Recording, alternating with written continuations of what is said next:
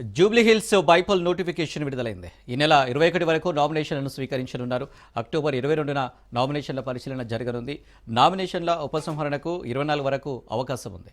అదే రోజు సాయంత్రం తుది అభ్యర్థుల జాబితాను ప్రకటించనున్నారు. జూబ్లీహిల్స్ ఉప ఎన్నిక నవంబర్ 11న జరుగుతుంది. కౌంటింగ్ నవంబర్ 14న యూసఫ్గూడలోని కోట్ల విజయభాస్కర్ రెడ్డి స్టేడియంలో జరగనుంది.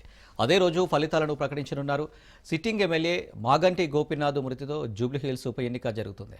ఈ స్థానాన్ని కైవసం చేసుకోవడానికి రాజకీయ పార్టీలు ప్రత్యేక వ్యూహాలతో సిద్ధమయ్యాయి. జూబ్లీహిల్స్ ఉప ఎన్నిక రాష్ట్ర రాజకీయాల్లో ప్రతిష్టాత్మకంగా మారింది.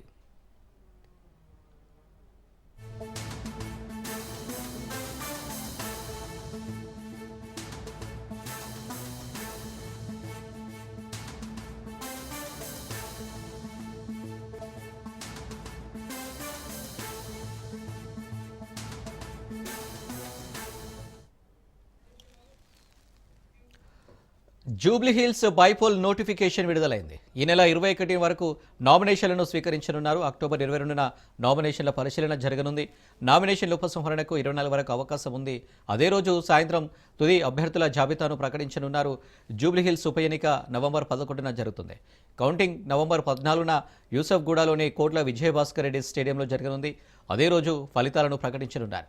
సిట్టింగ్ ఎమ్మెల్యే మాగంటి గోపీనాథ్ మృతితో జూబ్లీహిల్స్ ఉప ఎన్నిక జరుగుతుంది. ఈ స్థానాన్ని కైవసం చేసుకోవడానికి రాజకీయ పార్టీలు ప్రత్యేక వ్యూహాలతో సిద్ధమయ్యాయి. జూబ్లీహిల్స్ ఉప ఎన్నిక రాష్ట్ర రాజకీయాల్లో ప్రతిష్టాత్మకంగా మారింది.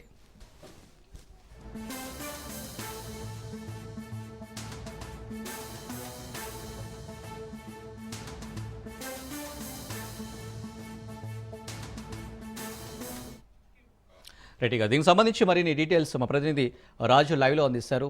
రాజు, ఉప ఎన్నికకు సంబంధించి నోటిఫికేషన్ విడుదలైంది. ఈ రోజు నుంచి ఈ నెల 21వ తేదీ వరకు కూడా నామినేషన్ల స్వీకరణ కోసం సమయం ఇవ్వడం జరిగింది. ఈ నెల 24వ తేదీన నామినేషన్ విడ్రాల్కి అవకాశం కల్పించడం జరిగింది. అప్పటి వరకు నామినేషన్స్ ఉపసంహరణకు గడువు కూడా ఇవ్వడం జరిగింది. వచ్చే నెల 11వ తేదీన ఎలక్షన్ జరగబోతా ఉంది. 14వ తేదీన కౌంటింగ్ జరగబోతా ఉంది. ఈసారి ఎన్నికల సంస్కరణలో భాగంగా ఏదైతే అభ్యర్థి కలర్ ఫోటో, అదేవిధంగా ఈ యొక్క సంస్కరణలు ఈ ఉప ఎన్నికల నుంచే కూడా ఇక్కడ అమల్లోకి వస్తాయని ఎన్నికల సంఘం చెప్తా ఉంది. దీనికి సంబంధించి ఇప్పటికే పలు రాజకీయ పార్టీలు అభ్యర్థులను రంగంలోకి దించేందుకు వ్యూహాలను సిద్ధం చేసుకుంటున్నాయి. 11 గంటల నుంచి మధ్యాహ్నం 3 గంటల వరకు కూడా నామినేషన్ల స్వీకరణ కోసం అధికారులు ఇప్పటికే ఏర్పాట్లు చేయడం జరిగింది. షేక్పేట్లోని ఎంఆర్ఓ కార్యాలయంలో ఈ యొక్క నామినేషన్ల స్వీకరణకు అవకాశం కల్పిస్తూ అక్కడ రిటర్నింగ్ అధికారి ఇప్పటికే దీనికి సంబంధించి ప్రక్రియను కూడా ఏర్పాటు చేయడం జరిగింది. ఈ రోజు నుంచి ప్రారంభమయ్యే నామినేషన్లు ఈ నెల 21వ తేదీ వరకు కొనసాగుతూ ఉన్నాయి. వచ్చే నెల 11వ తేదీన ఎలక్షన్ జరగబోతా ఉంది. 14వ తేదీన కోట్ల విజయభాస్కర్ రెడ్డి స్టేడియం యూసఫ్గూడలో దీనికి సంబంధించి కౌంటింగ్ జరగబోతా ఉంది. Anil. Right Raju, thank you.